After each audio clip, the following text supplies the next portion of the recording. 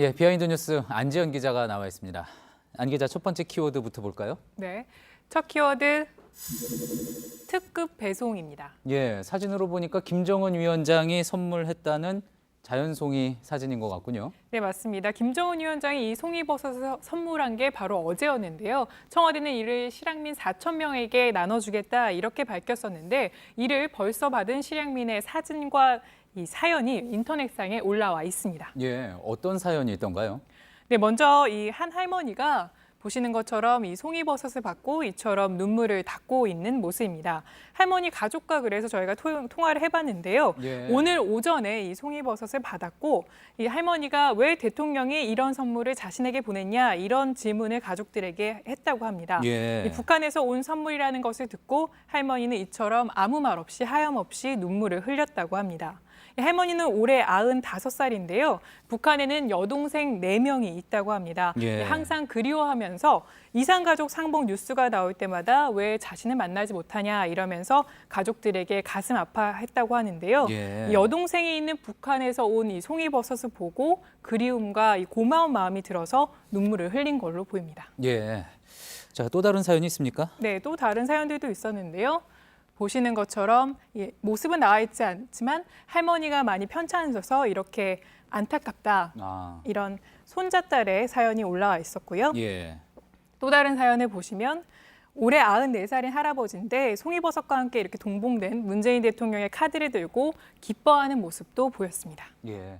선물과 함께 배송이 된 카드를 보니까 문재인 대통령의 이름이 적혀 있군요. 네, 그렇습니다. 문재인 대통령과 김정숙 여사의 이름으로 이렇게 배송이 됐는데요. 카드 내용을 자세히 보시면 부모 형제를 그리는 이산가족 여러분께 조금이라도 위로가 되었으면 좋겠다 이런 말과 함께 보고픈 가족의 얼굴을 보듬으며 얼싸하는 날이 꼭 올 것입니다. 이렇게 통일에 대한 희망도 쓰여 있습니다. 예. 참 북한을 가지 못했지만 저 선물을 받는 것으로 여러 가지 또 마음이 들었을 것 같은데, 자, 근데 어제 이제 전달이 됐다 그랬잖아요. 북으로부터 전달을 받은 게 어제라고 했는데 실향민들에게 이산 가족들에게 거의 하루 만에 배달이 된 셈이군요. 네, 꽤 신속하게 배달이 됐는데요. 저희가 그 이유를 알아보니까 이산가족 명단은 통일부와 대한적십자사에서 관리하고 있습니다. 그런데 최근 이산가족 상봉이 이루어진 만큼 처리가 보다 신속하게 될 수 있었던 것으로 보이고요. 예. 이 통일부에 확인해 보니까 이 4천 명은 이산가족 중에서 나이 순으로 뽑았다고 합니다. 그러니까 고령자 순으로 뽑은 건데 출연해 보니까 가장 나이가 많은 실향민이 108세였고요. 예. 나이가 가장 적은 분은 90세였다고 합니다. 90세요. 가장 나이가 적은 분이 90세요.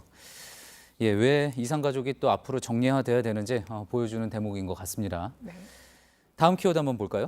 네, 다음 키워드는 의원보다 총장입니다. 의원보다 총장이요. 왼쪽에 있는 거는 국회의원 배지이고 오른쪽은 서울대학교 마크군요. 네, 맞습니다. 이 국회의원 의원 배지를 버리고 서울대 총장직 출마에 나선 바른미래당 오세정 의원의 이야기를 하고자 합니다. 예.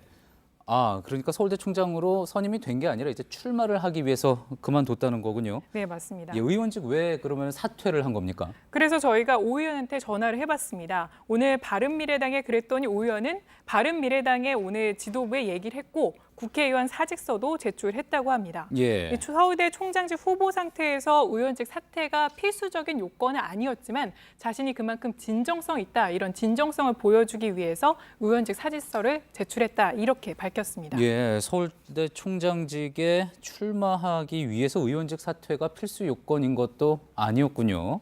자, 그런데 서울대 총장 출마에 그럼 나선 이유는 뭐라고도 이야기를 했습니까? 네, 이유를 말하기 이전에 이 의원은 자신이 고심을 굉장히 많이 했다. 일주일 동안 고심을 했다가 오늘로서 비로소 결심을 했다, 이렇게 얘기했는데요. 오늘은 바로 서울대 후보 등록 마지막 날이기도 합니다. 예. 근데 가족들은 의원직을 버리고 이 후보직이라는 건 사실상 떨어질 수도 있는 건데 그렇죠. 그런 이유로 반대를 했다고 하고요. 그렇지만 주변에 이 서울대 교수들이 이 모교인 서울대가 많이 어려우니까 도와달라, 이런 요청이 있었다고 합니다. 예. 자, 물론 지금 이 한 분의 사례를 가지고 이야기하기는 좀 힘듭니다. 하지만 국회의원 자리라는 것도 많은 사람들이 이제 선망을 하는 자리고, 그런데 많은 분들이 서울대 총장 자리가 과연 어떤 곳이기에 의원직을 버리면서까지 도전을 하느냐 이런 생각도 해볼 수 있겠군요. 네, 맞습니다. 하지만 뭐 오 의원이 처우 때문에 옮겼다 이렇게 보기는 어렵겠지만 일단 서울대 총장직에 저희 처우를 알아봤더니 예. 일단 장관급의 예우를 받고 있습니다. 예. 그렇기 때문에 대통령 취임식과 같은 이 국가 차원의 공식 행사장에서는 통상 차관급인 시도지사보다 앞자리에 앉게 되는 거고요. 예. 이 밖에 서울대 총장직은 역대 정부마다 총리 영입 1순위로 거론돼 왔습니다. 예. 그래서 얼마 전에 이 역대 총리들 모임 행사에 보니까 이 가운데 서울대 총장 출신이 3명이나 있었는데요. 보시는 것처럼 이현재 전 총리나 이수정 전 총리 그리고 정운찬 전 총리 모두 서울대 총장 출신이었고요. 예. 이 밖에 장관도 5명이나 배출한 바 있습니다. 아, 서울대 총장 출신 장관이 5명이나 있었다는 거군요. 네네. 예, 물론 뭐 그것 때문에 총장 자리를 도전한다 이렇게 얘기할 수는 없는 거겠지만 우연히 알아봤더니 그랬다는 거고요. 자, 그렇다면 이제 오 의원이 사퇴를 하게 되면 그 빈자리는 어떻게 되는 겁니까? 다음 순번이 이어받게 되는데 먼저 오 의원은 당초 바른미래당 정신인 국민의당 비례대표 13번으로 당선된 바 있습니다. 예. 그렇기 때문에 오 의원의 사직서가 처리가 되면 이 다음 순번인 이 14번 비례대표인 임재훈 현 원내대표 비서실장이 의원직을 승계하게 됩니다. 바른미래당 입장에서는 의석수는 계속 유지를 하게 되는 거군요. 잘 들었습니다. 비하인드 뉴스 안지현 기자였습니다.